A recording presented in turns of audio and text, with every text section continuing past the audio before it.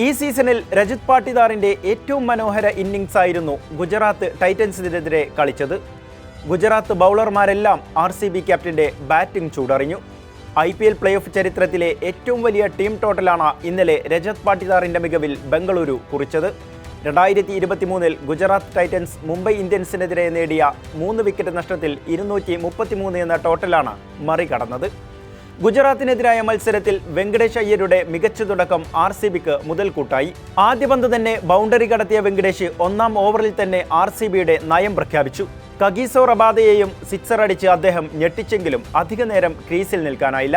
പിന്നീട് വിരാട് കോഹ്ലിയും ദേവദത്ത് പടിക്കലും വെങ്കടേഷ് അയ്യർ തുടക്കമിട്ട വേഗതയിൽ തന്നെ മുന്നോട്ട് കൊണ്ടുപോയതോടെ RCBയുടെ സ്കോർ കുതിച്ചു. പവർ പ്ലേയിൽ മാത്രം 1 വിക്കറ്റ് നഷ്ടത്തിൽ 76 റൺസ് എടുത്തു. IPL പ്ലേ ഓഫിലെ ഏറ്റവും ഉയർന്ന 4ാമത്തെ പവർ പ്ലേ സ്കോറാണിത്. 9ാം ഓവറിൽ ഒന്നിടവിട്ട പന്തുകളിൽ വിരാട് കോഹ്ലിയെയും ദേവദത്ത് പടിക്കലിനെയും പുറത്താക്കി ജേസൺ ഹോൾഡർ ടീമിനെ ഞെട്ടിച്ചു. പക്ഷേ പിന്നീടാണ് കഥയാരംഭിച്ചത്, അഥവാ രജത് പാട്ടിദാർ കളത്തിലെത്തിയത്.